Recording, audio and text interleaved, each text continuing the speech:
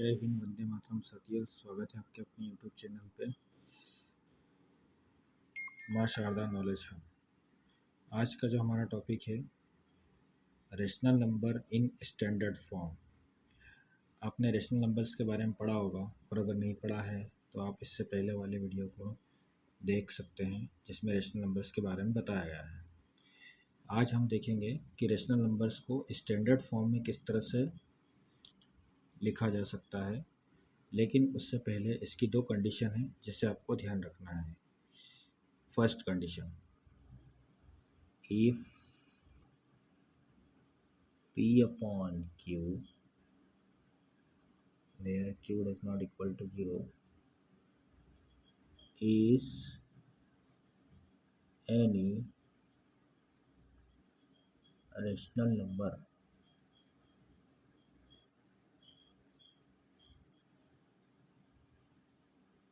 then P and Q should be co-prime numbers.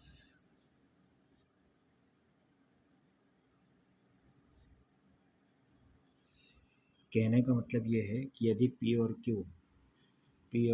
यहाँ पर दो इंटीजर्स हैं तो ये कोप्राइम नंबर्स होना चाहिए। कोप्राइम नंबर्स का मतलब ये है कि इन दोनों का सिर्फ और सिर्फ केवल वन ही कॉमन फैक्टर होना चाहिए, वन के अलावा किसी दूसरे नंबर से डिविजिबल नहीं होना चाहिए।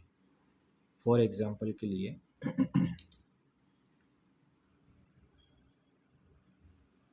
सपोज यदि मेरे पास एक एग्जांपल है जिसमें मैं कह दूं if 2/4 is a rational number,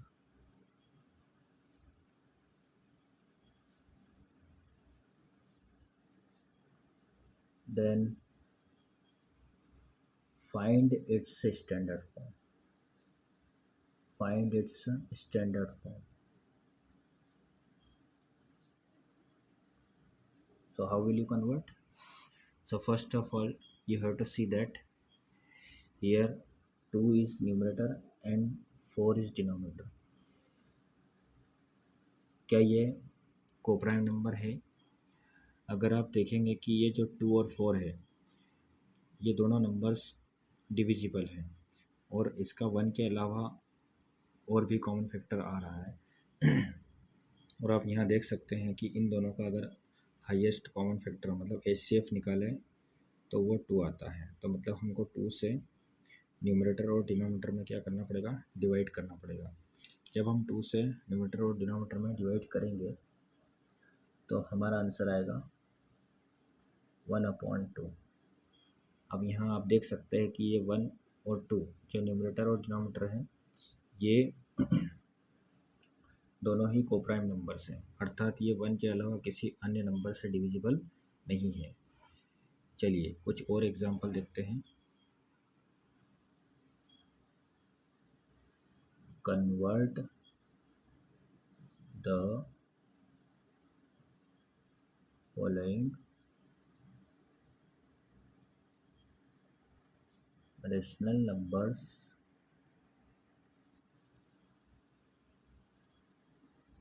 in standard form. Now you can see 2/6, 5/10,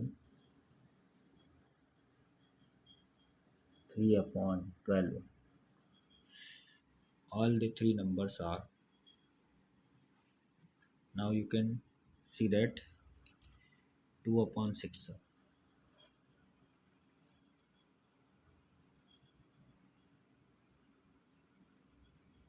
2/6.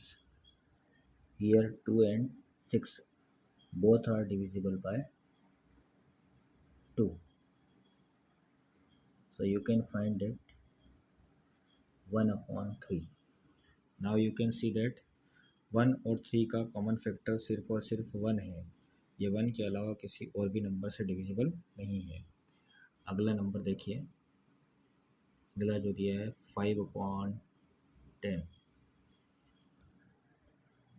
इनका अगर एचसीएफ निकालें तो इसका एचसीएफ 5 है, मतलब 5 जो है इन दोनों का कॉमन फैक्टर है।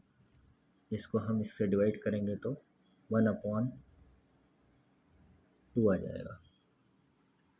Now in the third question, this is first, this is second and this is third.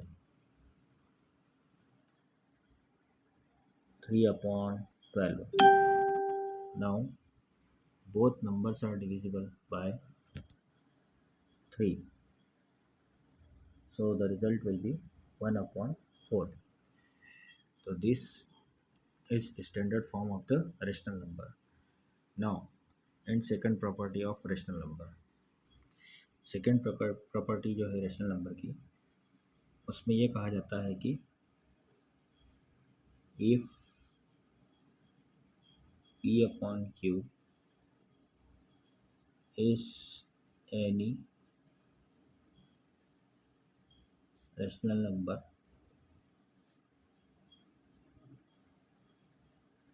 then its denominator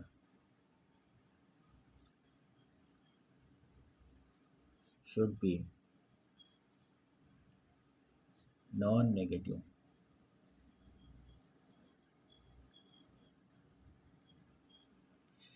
integer.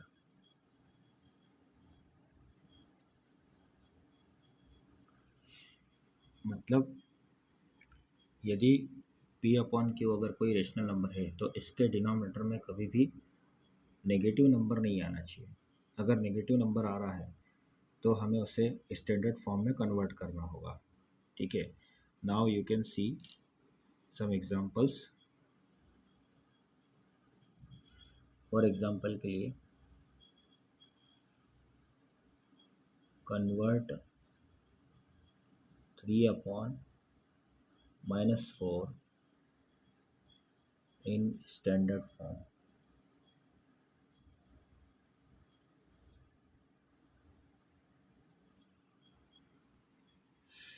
ये जो 3/4 है -4, इसे स्टैंडर्ड फॉर्म में कन्वर्ट करना है। तो किस तरह से करेंगे? अब आप यहाँ देख सकते हैं कि पहले तो ये चेक करिए कि 3 और 4 क्या आपस में किसी नंबर से डिविजिबल है क्या? नहीं है, केवल 1 के अलावा किसी और नंबर से डिविजिबल नहीं है। तो आपको यहाँ पर ये जो डिनोमिनेटर में माइनस दिख रहा है, इस माइनस को हटाना पड़ेगा। और इस माइनस को हटाने के लिए हम क्या कर सकते हैं, 3/-4, इसमें हम क्या कर देंगे, मल्टीप्लाई कर देंगे -1 का। -1 का न्यूमरेटर में मल्टीप्लाई कर दो और -1 का डिनोमिनेटर में मल्टीप्लाई करेंगे तो 3 × 3 एंड 4 × 4। अब यहाँ पे माइनस का है और ये भी कैसा है, माइनस का, तो माइनस माइनस का मल्टीप्लाई क्या हो जाएगा, प्लस। तो this is the standard form of rational number. Now let we take some more examples.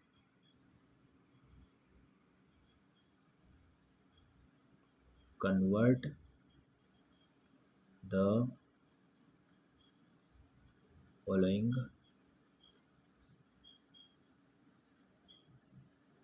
rational numbers in standard form.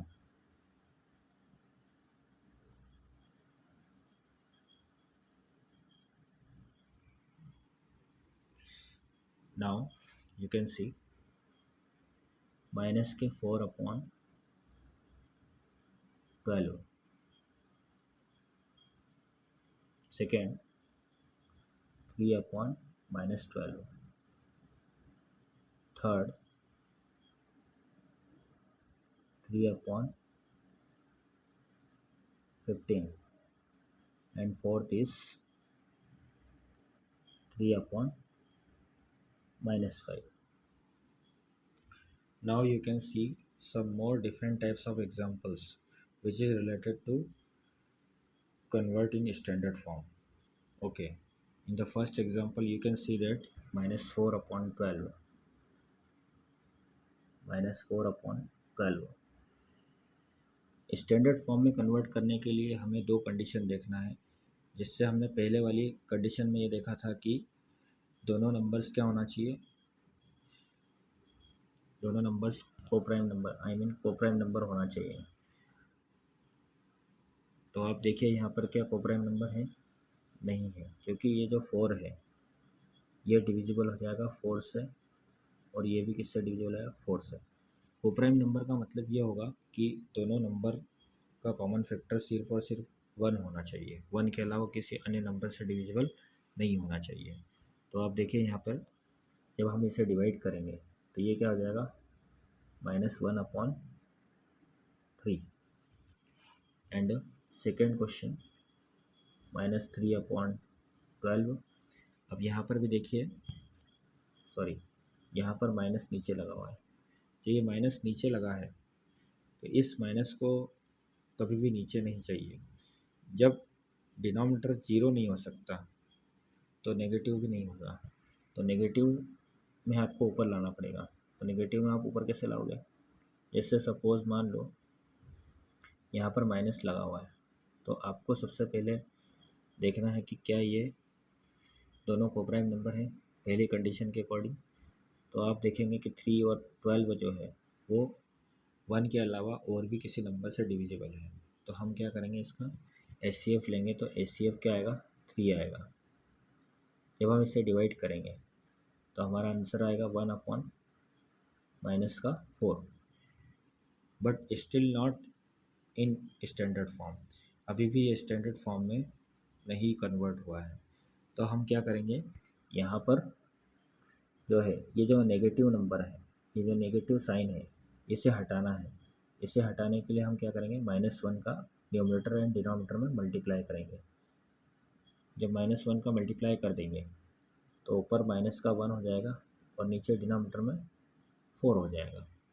Now in the third question 3/-15, 3/-15। अब आप देखिएगा यहाँ पे जो है सबसे पहले तो इसे कोप्राइम नंबर में कन्वर्ट करेंगे, तो डिनोमिनेटर में और न्यूमरेटर में 3 से डिवाइड कर देंगे। जब आप इसे 3 से डिवाइड करेंगे तो 3 से 3 कैंसिल हो जाएगा 1 टाइम, और इसे भी 3 से डिवाइड करना पड़ेगा 5 टाइम। लेकिन आप देख सकते हो यहाँ पे माइनस का 5 आ रहा है। अब इस माइनस के 5 को प्लस में कन्वर्ट करने के लिए माइनस के 1 का ऊपर नीचे मल्टीप्लाई कर दो। जब आप ऊपर नीचे मल्टीप्लाई करते हैं तो आपका आंसर हो जाएगा -1/15। कुछ बच्चों के दिमाग में आ रहा होगा कि क्या आप डायरेक्टली -3 का ही डिवाइड कर सकते हैं या नहीं। तो -3 का आप यहाँ कैसे डिवाइड करोगे, जैसे सिंपली करते हैं तो उसमें भी आंसर नेगेटिव ही आएगा, ऊपर का नेगेटिव हो जाएगा, नीचे का पॉजिटिव हो जाएगा। ठीक है, तो ये प्रोसीजर है इसका, आप इस तरह से भी कर सकते हैं। ठीक है, एंड फोर्थ क्वेश्चन 3/-5। अब आप देखिएगा यहाँ पे जो है दोनों नंबर्स कोप्राइम नंबर है, क्योंकि ये दोनों आपस में डिविजिबल नहीं है किसी भी नंबर से, ओनली 1 से ही डिविजिबल है। तो हम क्या करेंगे, ये जो माइनस का साइन है, इस माइनस के साइन को हटाएंगे। माइनस के साइन को हटाने के लिए हम क्या करेंगे, मल्टीप्लाई कर देंगे -1 का न्यूमरेटर एंड डिनोमिनेटर दोनों में। जब माइनस का मल्टीप्लाई करेंगे तो ऊपर माइनस का 3 हो जाएगा एंड नीचे 5 हो जाएगा। तो ये था आज का हमारा छोटा सा टॉपिक, जिसमें हमने स्टैंडर्ड फॉर्म, रेशनल नंबर्स को स्टैंडर्ड फॉर्म में किस तरह से लिखा जा सकता है उसके बारे में पढ़ा। Thanks for watching video. Channel को लाइक करें, सब्सक्राइब करें।